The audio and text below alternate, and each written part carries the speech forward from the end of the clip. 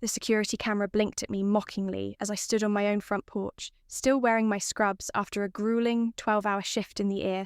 My feet ached, my back was killing me, and all I wanted was to collapse into my own bed. Instead, I was staring at Patricia's smug face through the doorbell camera, trying to process what she just told me. I mean it. Emma? She continued, her perfectly manicured nails tapping against something off-screen. David's finally seen sense. This house belongs to our family, and you were never good enough for it, or for him. My name is Emma Chin, and at 32, I was living through every daughter-in-law's worst nightmare. But unlike most women in my position, I'd seen this coming from a mile away. Patricia Williams had been trying to sabotage my marriage to her precious son David. Since the day we met 5 years ago, it started small SN comments about my Chinese heritage at family dinners, constant criticism of my career, choice as a doctor. But when will you have time for children, and not so subtle attempts to set David up with her friends' daughters? But over the past year, things have escalated. She'd gone from passive-aggressive to just plain aggressive, and tonight was clearly her grand final. I shifted my weight, adjusting my grip on my work bag as I maintained eye contact with the camera. "Where's David?" I asked, keeping my voice steady. "I'd like to hear this from him." Patricia's laugh crackled through the speaker. "He, not here, he, since staying at our house while he processes everything. But he left this for you." She held up a piece of paper. What looked like a hastily scrolled note. "Would you like me to read it?" "No, me," I replied, already pulling out my phone. "I'll just call him myself. Oh, he's changed his number. To fresh start and all that." Her voice dripped with satisfaction. "There are some boxes on the porch. With your things, take them and leave Emma. Don't make this more difficult than it needs to be." I glanced at the 3 cardboard boxes stacked neatly beside the door. They hadn't been there when I left for work this morning. I could see some of my clothes spilling out of the top. One hastily shoved in without care. My throat tightened, but not from sadness, from anger. "Patricia," I said calmly, "I'm going to give you one chance to open this door and explain what's really going on. Because right now, you're committing several crimes, and I don't think you want me to start listing them." She scoffed. "Crimes? This is my son's house. He has every right to. This is my house." I cut her off, my voice sharp. "My name is on a deed. I paid for it with my own money. And what you're doing right now is illegal. Entry theft and harassment. Just for starters." There was a pause, and I could almost see the wheels turning in her head. "David told me this was his house," she said finally. But there was a note of uncertainty in her voice. "Now," I smiled, remembering the day I'd bought this place. Place David had been hesitant about putting only my name on the deed, but I'd insisted for tax purposes, I told him. But really, it was because I'd seen the way Patricia manipulated him, the way she used money and guilt to control every aspect of his life. I wasn't about to let her have any claim on my home. "Would you like me to have my lawyer explain it to you?"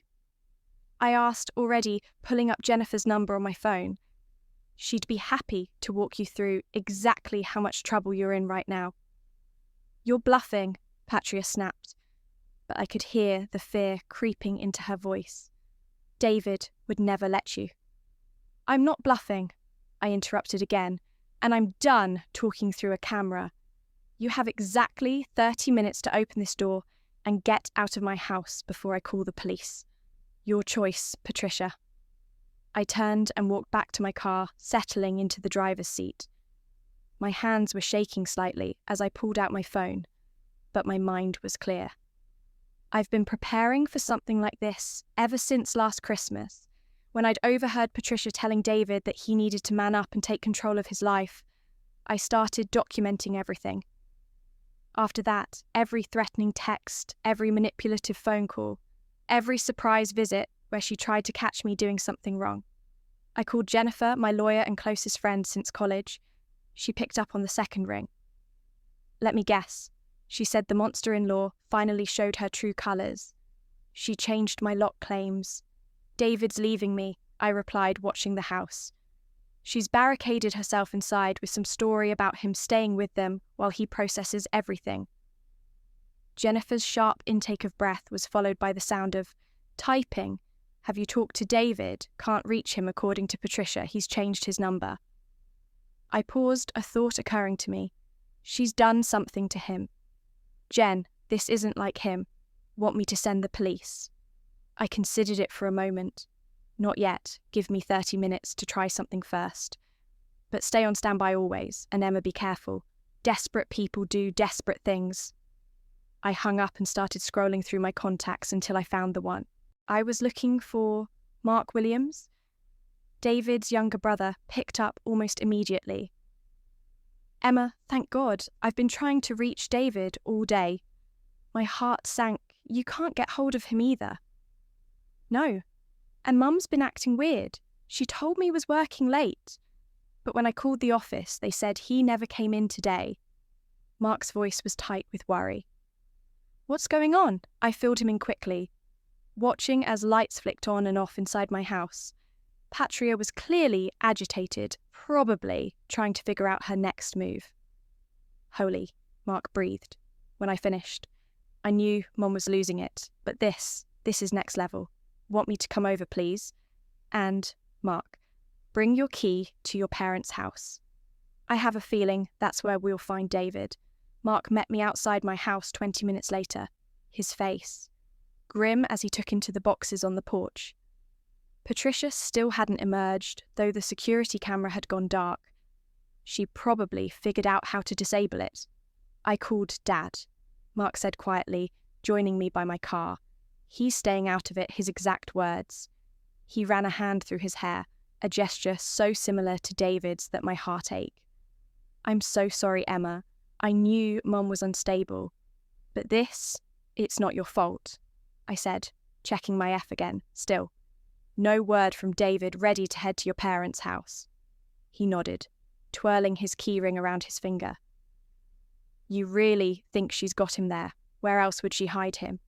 We took separate cars just in case we needed to transport David. The drive to the Williams mansion felt longer than usual, each minute stretching with possibilities. Was David okay? Had Patricia finally pushed him too far? And most importantly, what had she done to make him go along with this? The house was dark when we arrived, but Patria's Mercedes was in the driveway alongside David's Audi. My hands clenched around the steering wheel at the sight of his car. He was here. Mark used his key to let us in, and we moved quietly through the silent house. Everything was immaculate, perfectly arranged, Patricia's obsession with control evident in every carefully placed ornament and straightened picture frame. Check the guest rooms, I whispered to Mark. I'll take the study. He nodded and headed upstairs, while I made my way to Robert Williams' study. David had always felt safe there. Even as a child, it was the one place Patricia rarely ventured. The door was locked, but I could see light seeping out from underneath my heart. Pounding, I knocked softly. Dad, David's voice, groggy and confused, came through the door. Is that you, David? It's Emma. Can you open the door? There was a shuffling sound and footsteps. The door cracked open, and there he was. My husband, looking dishevelled and dazed. His eyes were unfocused, and he swayed slightly as he stared at me. Emma, he blinked slowly. What are you doing here? Mum said. I pushed the door open wider and caught him as he stumbled. David, what did she give you? Just something to help me sleep, he mumbled, leaning heavily against me. Said I was too stressed, needed to rest. Fury rose in my chest as I helped him to the leather couch. Patricia had drugged him, probably with sleeping pills? Maybe something stronger? No wonder you'd been so compliant with her plans. Mark, I called out, keeping my voice low but urgent in here. Mark appeared in the doorway, his face darkening as he took in his brother's condition. Jesus Christ, he muttered as he drug. I confirmed, checking David's peoples. They were pinpoints. Call an ambulance now. The next few hours passed in a blur. The paramedics arrived, followed by the police. David was taken to the hospital, not mine, thank God, but a good one across town. Patria was nowhere to be found, but a quick check of her credit cards showed she booked a flight to her sister's place in Florida. Jennifer arrived at the hospital just as they were finishing David's toxicology screen. The results confirmed what I suspected: a dangerous combination of sleeping pills and anti-anxiety medication, enough to keep him confused and compliant, but not enough to raise immediate alarm. "We can add attempted murder to the charges," Jennifer said grimly, reviewing the report, along with breaking and entering theft, false imprisonment. "I don't care about charges right now," I interrupted, watching David sleep through the observation window. "I just want him safe." Mark had gone to secure the house and changed the lock again. The police had documented everything, including Patricia's hasty evidence removal attempts. She tried to delete the security camera footage, but I already backed it up to the cloud. Every smug word, every threat preserved for the court to see David woke up properly around midnight, the drugs finally clearing his system. I was sitting beside his bed when his eyes opened clear and alert for the first time. And what must have been dazed Emma. He reached for my hand, his voice hoarse. "What happened?" "The last thing I remember." "Your mother," I said softly, squeezing his fingers. "She's been drugging you, David, for days, maybe longer. She tried to make it look like you left me." His face crumpled as the memo started coming back. "The tea," he whispered. "She kept bringing me tea, saying it would help with my stress, and then everything got fuzzy. I remember her talking about the house, about you. But it was like I was underwater. I couldn't think straight. I held him as he broke down, his body shaking with sobs of rage and betrayal. This strong, kind man who had always tried to see the best in everyone. Even his mother finally facing the truth about who she really was. "I'm so sorry," he kept saying. "I should have seen it all these years. I should have protected you from her." "Hey," I cued his face in my hands, making him look at me. "You have nothing to be sorry for. She's sick, David. This isn't your fault." The police caught up with Patricia 3 days later at her sister's house in Tampa. She'd been planning to flee to the Cayman Islands, where the Williams family had a count dating back generations. Instead, she was arrested and extradited back to face charges.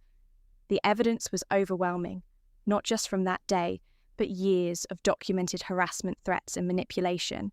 The toxicology reports from David's system, the security camera footage, the illegal entry into our home, the carefully planned attempt to separate us and take control of David's life. Robert Williams finally broke his silence. When the full extent of his wife's actions came to light, he filed for divorce and provided even more evidence. Years of hidden cameras in their home showing Patricia's escalating behaviour, secret recordings of her planning to remove Emma from the picture. One way or another, David insisted on pressing charges, despite his father's attempts to handle things privately. He testified against his mother at the trial, his voice steady as he described how she'd systematically poisoned him, taking advantage of his trust to drug him into compliance. Patricia was sentenced to 15 years for her crimes.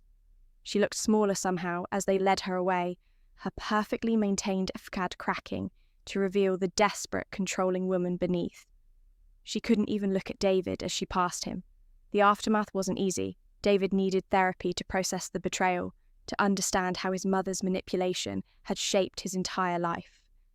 I stood by him through all of it, watching him grow stronger as he unentangled himself from the web of control she'd woven around him. We sold the house, too many bad memories, and bought a small farm outside the city, somewhere peaceful where we could build a new life together. Mark and his wife became regular visitors, along with Robert, who was slowly learning how to be a father. Without Patricia's influence one evening, about a year after everything happened, David and I were sitting on our new porch watching the sunset. He turned to me, his eyes clear and present, in a way they hadn't been for so long under his mother's influence. "You do, didn't you?" he asked softly. "That's why you kept the house in your name, why you documented everything you saw, what she was capable of long before any of us did. I nodded, taking his hand. I hoped I was wrong, but I needed to be ready, just in case he brought my fingers to his lips, kissing them gently. "Thank you," he whispered, for being strong enough to fight for us when I couldn't. We sat there in comfortable silence, watching the sky turn from orange to purple. Sometimes the worst moments in life lead us exactly where we need to be. Patricia had tried to destroy us, but in the end, she'd only made us stronger. The future stretched out before us, full of possibilities that had nothing to do with control or manipulation. Just love, trust, and the quiet understanding that we would always protect each other. The occasional letter still arrives from the prison. Patricia's attempts to explain, to justify, to manipulate, even from behind bars, we don't read them anymore. Instead, they go straight into a file Jennifer keeps, just in case. Because if there's one thing I've learned, it's that you can never be too prepared. But mostly we focus on building our new life on healing, on a family we're creating, one built on love and respect, not control and fear. Patricia tried to tear us apart, but she only succeeded in showing us what we're capable of surviving together. And sometimes, late at night, when the house is quiet and David is sleeping peacefully beside me, I think about that moment on the porch, staring at Patricia's smug face through the security camera she thought she had won, thought she'd have finally gotten rid of me. She never understood that real love isn't about control. It's about standing together, even when everything is falling apart. That's the lesson we carry forward. That's the story we'll tell our children someday. Not about the darkness we faced, but about the light we found on the other side, because in the end, love wins, not the controlling, suffocating love Patricia thought she was showing, but the kind that sets you free, that makes you stronger, that helps you become who you were always meant to be. And that's something worth fighting for.